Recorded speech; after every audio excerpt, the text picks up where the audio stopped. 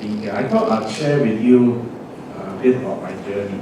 I mean, you said this is the 5th edition of the 2012. On the way here, I decided to check my phone. Nowadays, you don't delete messages and emails.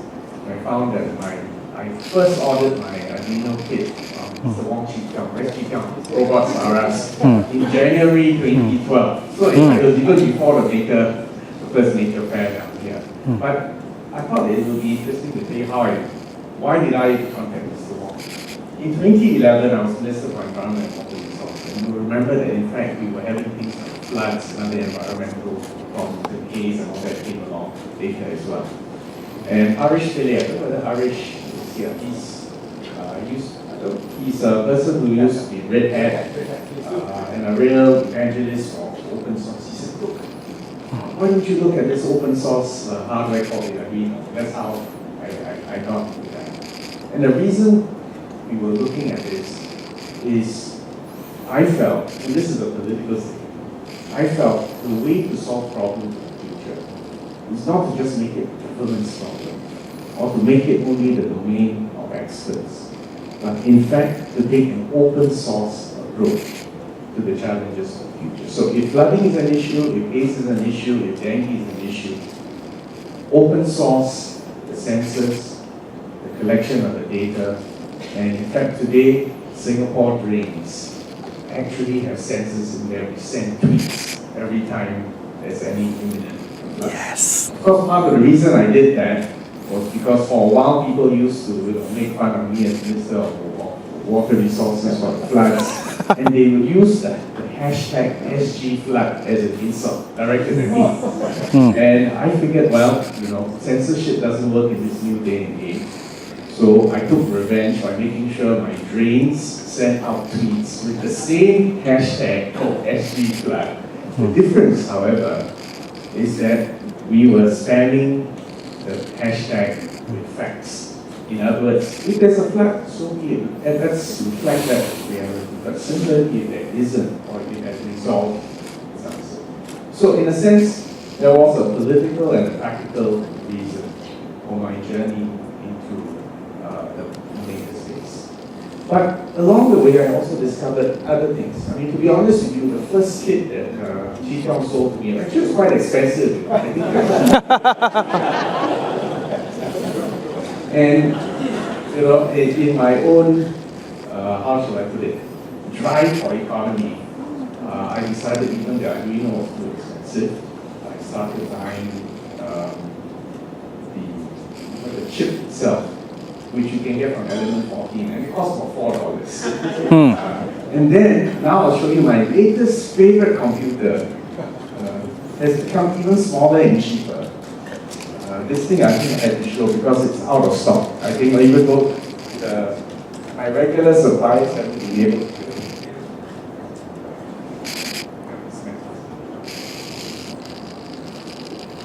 What do you think this is? Yes. It's more than a computer chip.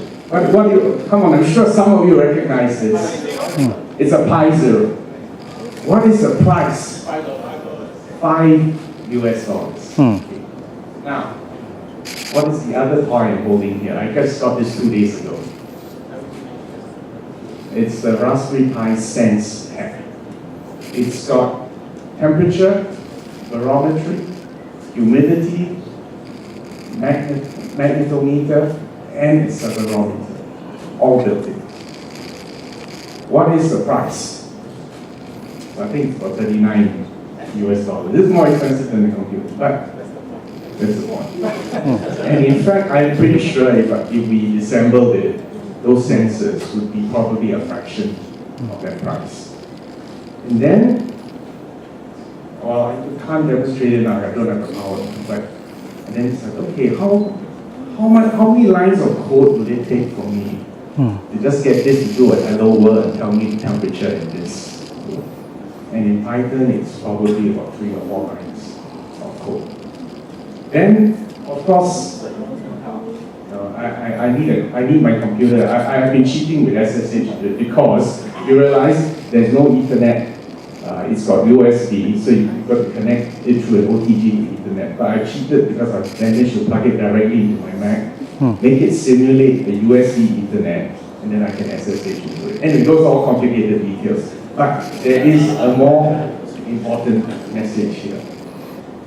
When hardware and sensors have become so cheap, and in fact continues to fall, and the trend line is zero. And if you look at what we have done in the progressive rollout of wireless at edge, I know many of you got complaints about wireless at edge. I promise you, we will continue to roll it out, including hawker centers, MRT stations, and the rest of it, and we will continue to increase the bandwidth. But again, there, the trend line, the price for connectivity in Singapore, should also trend towards negligible amounts.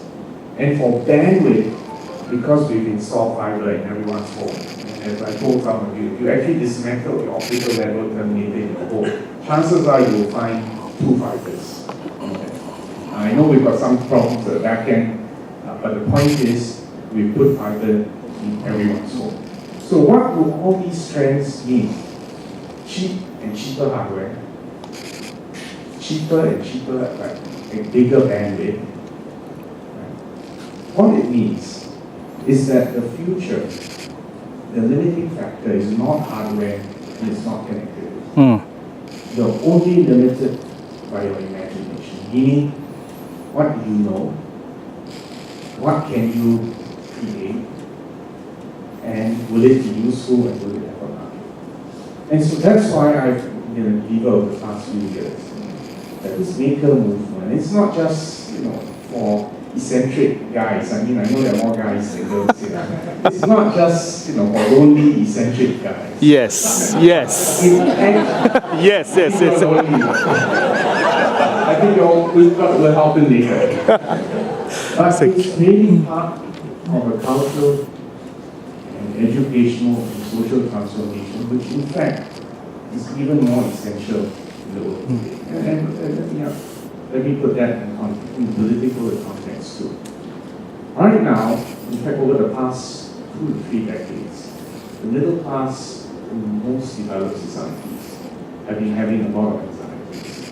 Why have they been having anxieties? Because the dissumption, middle class wages, middle class jobs, and white collar jobs are not what it used to be in terms of job security, in terms of wage increases, in terms of value creation. Why is that? Is that because it's a political conspiracy, or is it because we're living through an age of a technological revolution? Now, in this room, I would expect you all to agree with me there is something major going on in technology. Right? Think of a few platform technologies. Artificial intelligence. 40 years ago, people would, it was a false dawn. But today, you just take, I won't say trivial examples, but current examples like AlphaGo, and remembering that you can't solve the game of Go with brute force algorithms. Okay? You look at Jeopardy being won by IBM once. I think this time we are truly on the verge of a real AI revolution. Deep machine learning, neural networks, and the rest of it.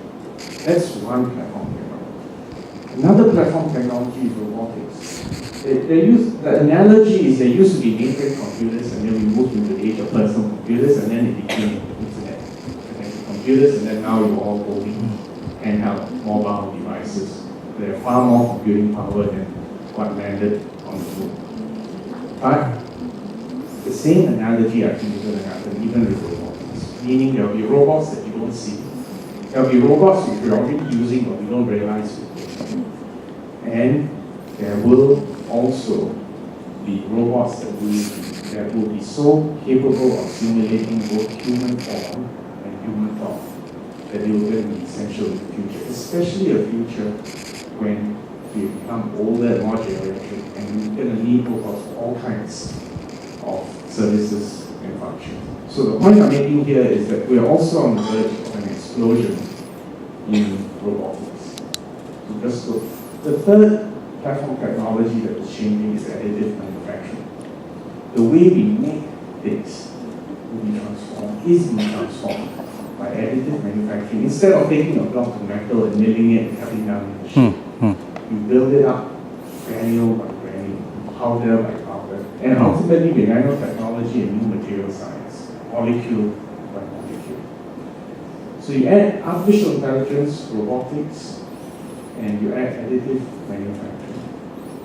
You throw in the revolution in material science and the other breakthroughs in energy, especially sustainable energy, clean energy, and energy efficiency. You have the ingredients this time for a real industrial revolution. And people now call it Industrial 4.0 and the rest of those. I think the exact acronym is not important. The point is this. Every time in human history that there's been a major tectonic shift in technology, whether it was when humankind 10,000 years ago moved from hunter-gatherers to agricultural societies, and the agricultural societies 250 years ago went to industrial revolution. Every time there was a change like that, the means of production, the distribution of power changed. In an agrarian society, people who owned land, the feudal lords, had power. In the Industrial Revolution 250 years ago, it was really about the age of capitalism. People who had money had power. And political systems evolved and counterbalanced. For instance, the welfare state in Europe basically was a response to the excesses of unbridled capitalism. Now, let me ask you, in this new day and age, with these new technologies, what are the new means of producing value? Is it land? Is it just money? Or is it in fact ideas, data, patterns, design, knowledge, wisdom?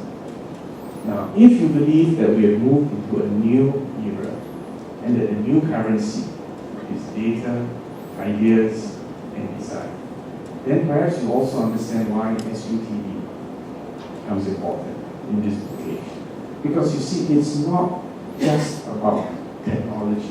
It's not just about hardware. It's not even just about software. It's also that ability to design something, to make it useful, to make it beautiful, to make it authentic, and to create markets where it didn't exist before. You can divide products into three categories. Products which serve no useful function. And that's quite fun. And frankly, sometimes when you go to computer shows, you see quite a lot of that. It's a solution looking for a problem. That's one category. Exactly. Of course, the other category is a product that actually serves a need.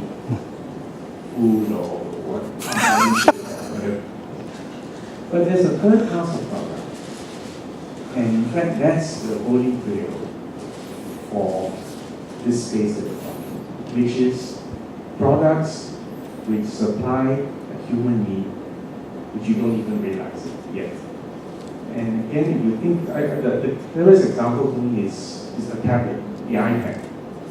Before that amalgam of design and engineering came about, and I told you needed something where you could just make images go away or magnify or zoom. You wouldn't have thought about it.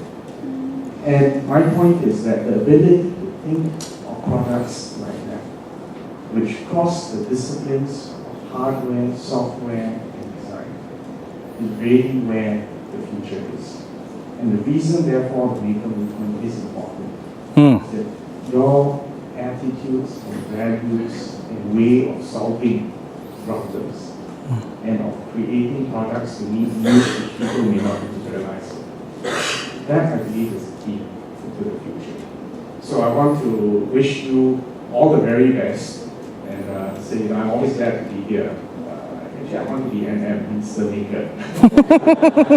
But more important, I'm also very glad to be able to present awards to all of you. And in fact, I was looking through the list of recipients and saying, many of these guys are my suppliers and my vendors. So we are part of an ecosystem. So I wish you all the very best, have fun, and this is a wonderful journey that we're all on together. Thank you very much.